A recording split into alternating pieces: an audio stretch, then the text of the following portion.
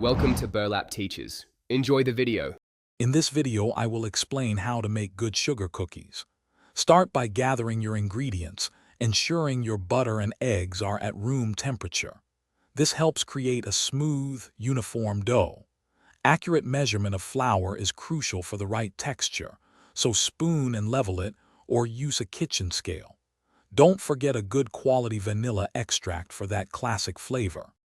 Next, cream your room temperature butter and granulated sugar until the mixture is light and fluffy, which usually takes about 3 minutes.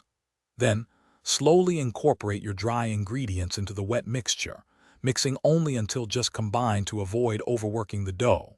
Divide the dough into 2 equal discs, wrap them tightly, and chill for at least 30 minutes. This step is vital for preventing your cookies from spreading too much during baking.